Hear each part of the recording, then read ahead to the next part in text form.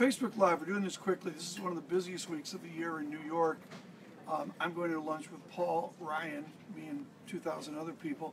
The speaker will be speaking to the Economic Club of New York, which is great. I have to go 1, 2, 3 big city blocks and then 3 down, let's call it 6 big city blocks, which if I walked in the rain would be a slog, but driving may take somewhere between 2 and 3 hours. The traffic is so bad. So we're going to get through this Facebook Live today very, very quickly. Here's the Fed, with the Fed moving to Wednesday and the Bank of Japan. We'll get to in a minute. This we've shown a million times. Here are the 3 Fed meetings: September, November, December. We're going to pull this circle up tomorrow.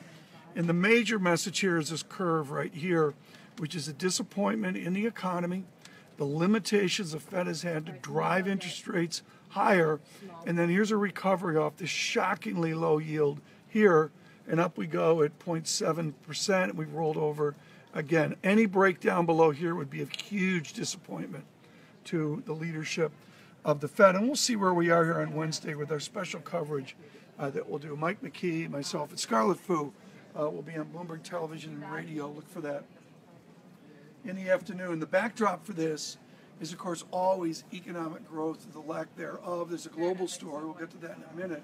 But here's the U.S. This is a chart that may be chart of the year. It's in the group with productivity, which is back a million years, a 4-year moving average of economic growth. And this number, 1.9%, is stunning. It is just incredible.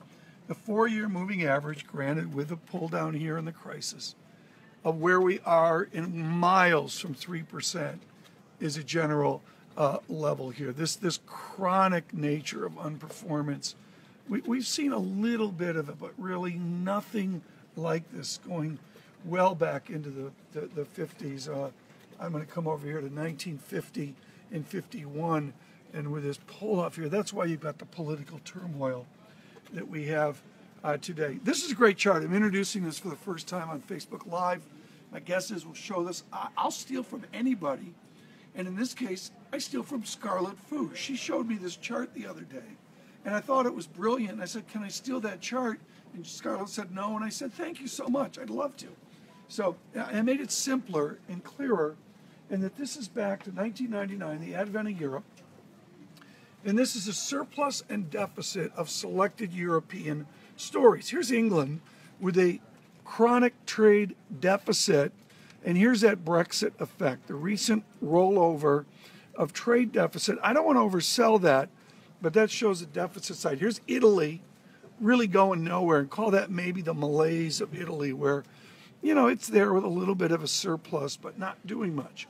What's stunning about this chart is up here. The blue line is the all-in European exports and surplus to non-European countries. And that's the aggregate of 28 lines down here. And what's amazing about this is how much of this surplus is from Germany. Here's the German surplus, growing, some would say, with the artificially low euro benefiting Germany. But it's amazing how much of this space is due to Germany. And another side of the coin on that, I just want to bring this up quickly, as we can call an audible on Facebook Live. It would help if we typed it correctly. Equity. Let's see if we can do this again. Yes, this is Deutsche Bank, breaking down as we speak to new lows. Here's a weekly chart. Here's Deutsche Bank, and here's the rollover.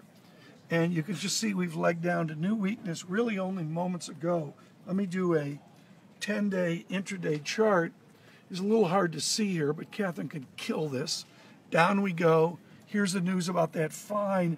And this is the erosion here, possibly off of the vote that went against Chancellor Merkel in Germany over the weekend. She's now at 2 votes. But 11.67 euros per Deutsche Bank dollar is really pretty ugly. This is really an ugly statistic here today, and gets Deutsche Bank down. I believe that's down to new lows. If I run a daily chart, no, I stand corrected. We've been worse, but we're getting there. We're getting there quickly. So there's Deutsche Bank. Maybe something to talk about later in the week. Again, we've shown this chart a million times, and we got to show it. Bank of Japan, we need Abenomics to reaffirm and come up here. It hasn't come here, and down we go. I take immense pride in our Asian coverage, and you'll see that at the Bank of Japan meeting as we range bound here near 100, and we've really come down. And this rollover shows a pennant shows some of that tension going into the meeting. We're going to have full coverage of this. Look for it Tuesday evening in the Japan morning, and the idea here of the Bank of Japan maybe being more important meeting than the Fed. Any questions today? About the Fed, Akis wants to know what a rate hike would mean for the global economy.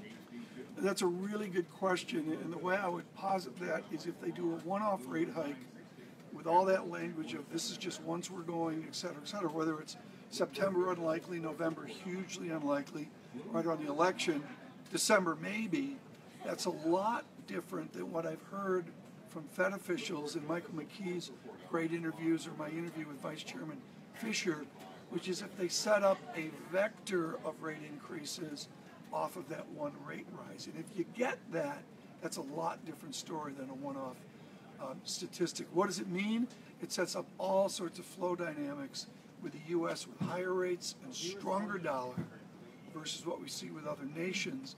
And, you know, I'm not predicting brutal moves, but certainly it sets up a divergence of policy. One more.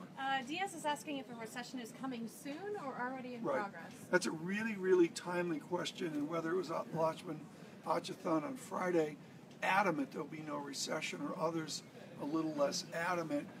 We need to always remember that the media talk about recession, or the hysteria out there about recession, always needs to be, you need to give pause to what you see. There's that famous line, I can't remember it right now, the markets have predicted 8 of the last 2 recessions.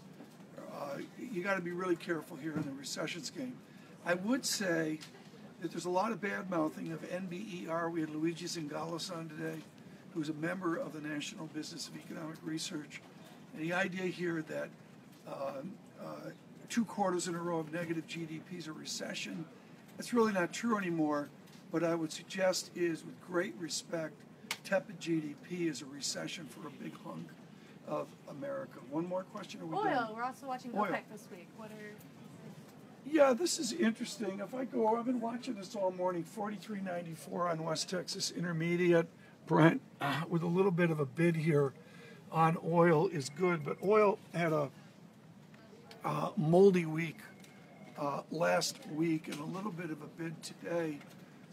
I don't have a strong view or the tone from our guests on oil other than to say the majority camp is stability, or even the idea of a little bit of lift in oil, and there's a very select group really pushing against that. I think we'll leave it there today because of the traffic in Midtown Manhattan. Thank you so much for watching on Facebook Live, and again, I want to emphasize our podcasts out on iTunes. We've really been humbled by the response there as well.